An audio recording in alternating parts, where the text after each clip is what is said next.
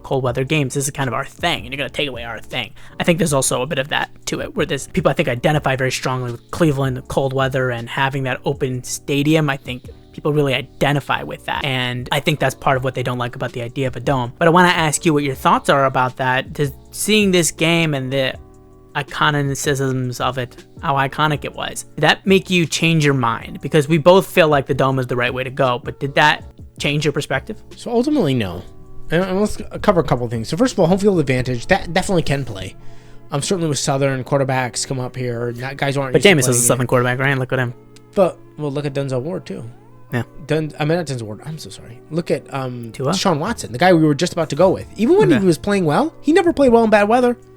So we were about to go out there, and we could be burned by playing at home in the playoffs if he would have been there. So I'm just throwing that out there. It's not necessarily better because you don't know who your quarterback's going to be. A lot of times when you're facing the really great quarterbacks, it doesn't even matter. Patrick Mahomes plays well in the snow. Tom Brady played well in the snow. So if it's not going to neutralize the really great quarterbacks, and we're really going to have this conversation because of the good quarterbacks, it's like, where's the balance in there? Josh Allen's not affected by the snow. Yeah. So, and obviously now is not forever. Domes are at least 15, stadiums are 15-year type deals. The point is, look around now. Is it really so evident that it would help you? Not so certain that it would. And helping you get past one game in the playoffs is not really why you would award and put up a dome. Again, it could bite you if your quarterback isn't the guy you wanted. So, a couple of different aspects of that. But ultimately, the biggest reason is, and this is just classic in decision making. Everybody will tell you. Everybody will give you advice about your life, and it applies here too, especially business, whatever. Don't make a permanent decision based on this temporary situation. Yes. You have this big moment, it's this big feeling, and that is great. And I totally get it. It is beautiful and cinematic. And also it stuck out because it's the only game like this I can remember in the last 5 years. They just don't happen that often. You don't make such a big decision, which reflects the ability to we're already going to have a stadium, to have, concerts year round, and all these big events coming through, possibly Super Bowl, whatever else. But all these big events that can come through now because of it, and all that it can bring in, tourism and etc. You don't throw that all away because of one game every 7-8 years.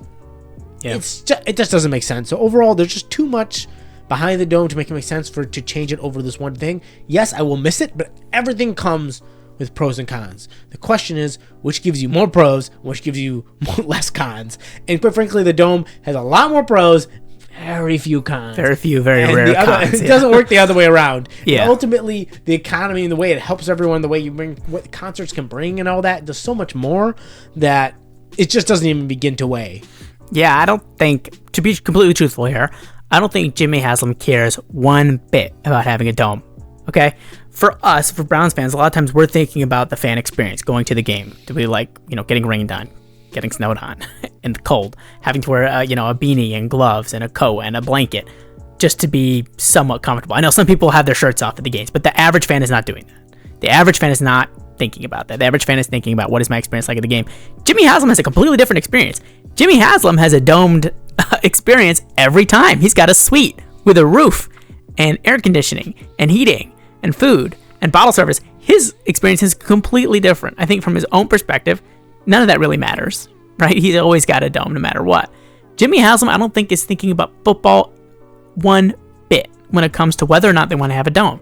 It's about, is it financially feasible? Will the income that could potentially be brought in outweigh the costs of installing it? And I don't think football is part of that equation. The fans are going to be there one way or the other. There's not enough horrible weather games to affect attendance, and even when there is horrible weather that you think would affect attendance, it still often doesn't affect attendance because that's how Cleveland fans are. So he's not going to hurt his pockets. It's not going to hurt the TV ratings. It's not like they can retroactively say, actually, the game was terrible, we're going to pay you less. His TV money is going to stay the same. His ticket revenue is going to stay the same, whether or not they have a dome. Football is not part of the equation, in my opinion. It's just about the events. It's big concerts, and some of you may have noticed this, some of you may have not. Big concerts have begun to skip Cleveland. Cleveland used to be an automatic. If you were doing a countrywide tour and you're hitting all the major cities, Cleveland was always on the list, or basically always on the list. Cleveland has started to be left off. And the city has been low-key panicking about that, and how they can bring them back in as part of what Destination Cleveland is about. It's one part, many parts of it, but there's a lot of concern about that. Making a dome stadium is going to make Cleveland a destination again and bring those events back. This past summer, I think it was, Cleveland, for example, hosted the WWE SummerSlam. I don't know a lot about WWE, but I know that that's a big thing. I think it's a championship-y type of thing. Those events happen. That means in a planned whatever universe. that means, exactly right. I'm not going to get into it. I'm not here to knock it. Whatever, right? What you like, what you like. But if that happens in the winter, we could host that too, right? We shouldn't only be able to host these massive events in the summer when the weather's nice and the company, whoever's doing it, has to say we're willing to take a certain amount of risk on that there could be bad weather. If you have a dome, you can guarantee it.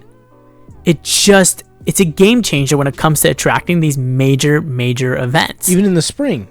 Because in the spring... Well, that's what I'm saying, right? In Cleveland, you can't rely on it in the spring. It can get real cold in the spring. And even a place like Miami, which has great weather, Miami also rains. You know what I mean?